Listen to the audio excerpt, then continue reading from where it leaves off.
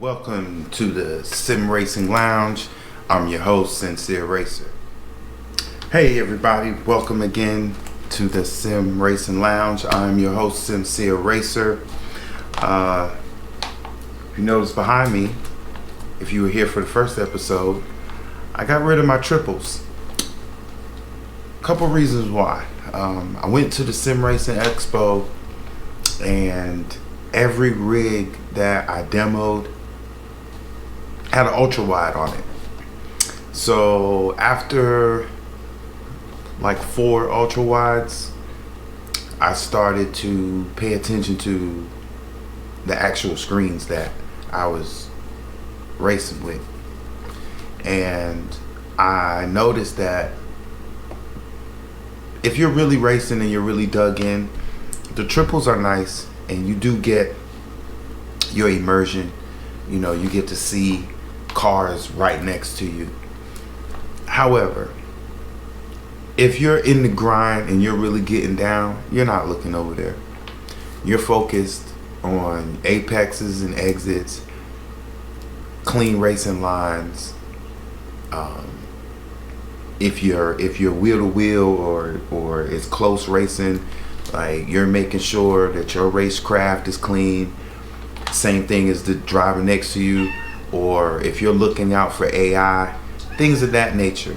So the triples, they do add to the immersion. However, a decent ultra wide is just as good in my opinion.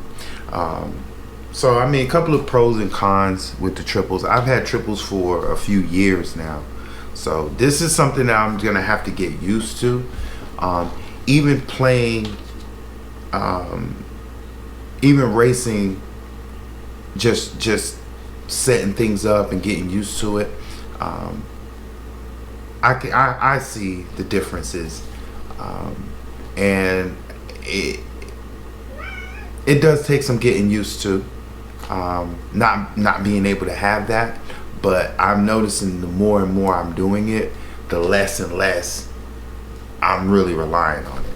So a couple of things. I mean, obviously you get more visual real estate with triples, and it is a more immersive experience because you're wrapped around. So it's like when you look, you got screens all around you.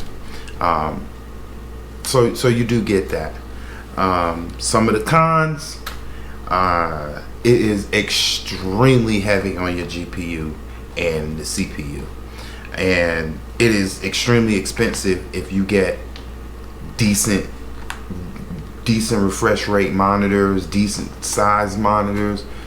You could be looking at a lot of money because now you have to buy that monitor 3 times. And in my case, if you're clumsy like me, hanging monitors, you got to buy them 4 times. So that's another story. But this ultra wide, I went with the ultra wide because I went with, I tried to follow Boosted Media's kind of footprint with his rig. I felt like the bigger triple screens would be the way to go and be the ultimate in immersion and all that stuff. Not really the case. I got 50-inch, 40, no, they were 40 or 45-inch TVs, and where I messed up was the refresh rates. The refresh rates weren't that high as the smaller triple monitors that I had, so I lost out on that aspect. And then because they were so big, that latency is graduated that much more. So it was a good idea and concept. I just didn't execute it very well. So I stood on my decision and I rocked with the TVs, and they were great. They were great. Don't get me wrong. I enjoyed hours and hours of racing with them. I've got videos on my channel with them. they're not bad. They weren't bad. It's just for me, the refresh rate is a big deal for me, and that was the deal breaker from going from the ultra wides, or to going to an ultra wide from the triples. And again, when I was at the expo, I was doing laps around Laguna Seca. This was the thing that made me, this is what I'm doing. I was testing the PXN hardware out, and I was doing laps around Laguna Seca, and I was just looking at how crisp and everything it looked, and I just noticed that the response when I turned, the car was turning, and that's when I started noticing, like, I have a lot of latency in my rig. And so the refresh rate got me, and so I got this guy's 49-inch ultra wide, 144 hertz refresh rate. So yeah, it's really good. I really enjoy it so far. I'm gonna do a full review on it once I get some more time behind it, get it all aligned the way I like it, and get some races in. I'm definitely gonna do a review on that. Some of the cons with the ultra wide is obviously it's a smaller viewing area, which is something I have to get used to. I think going from maybe ultra wide to triples would be maybe a easier transition, but going from the triples, going from more to less vision is kind of, but again, once you get a couple laps in, you don't even notice that real estate is gone. You really don't. I found that I have to rely on crew chief a lot more. Before, crew chief was more of I would say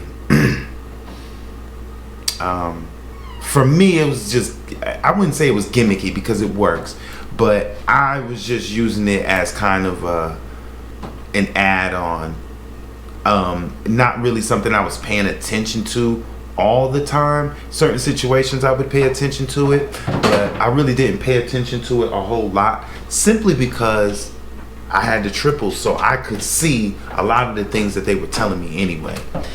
So relying on crew chief and having to deal with crew chief, that was big. You hear it all the time if you're heavy into this hobby. All of this stuff is subjective. What somebody might say, oh, you screwed up getting rid of your triples, and some people probably say that was the best move you probably could have made. Then there are others that think no screens and VR is the best. So everybody has their preferences. I don't try to instill my preferences on other people with this hobby. I just tell you why I did what I did, and that's why. To me, this is a lot more immersive, especially with the motion that I have attached. Being able to remove any latency out of the race is very important. It's very big. So when I have my motion active and everything matches what I'm seeing in real time, and that is just a huge jump from 60 hertz to 144 refresh rate is big. That's a huge jump, and it's so noticeable, and it's almost, you almost get to a point where you're like, how was I even doing it like this? But anyway, hope you guys enjoyed this episode of the Sim Racing Lounge. Next week we are going to be doing a review on the Moza CM2 HD dashboard. I just picked that up, so I want to get some laps underneath it, and see what I like, what I don't like, and really give you an in-depth review on it. So that's going to be next week, so stay tuned for that. Again, please like and subscribe. It doesn't cost you anything. It means the world to me. Helps move the channel, helps everybody get a chance to see content from Sincere Racer. Also, it helps grow the channel. It helps put it out there that, hey, tell the algorithm we want to see more of this, and it helps me as well. So like and subscribe, please. Like and subscribe. Can't reiterate that anymore. It really does help. And get in the comments, leave comments. I've had a lot of comments on the sim rapping, and so that's motivating me now to create more content with the music. So that's going to be coming as well. So we just starting. Like, this is just the beginning. So anyway, like and subscribe, and this has been another episode of the Sim Racing Lounge. See you next week.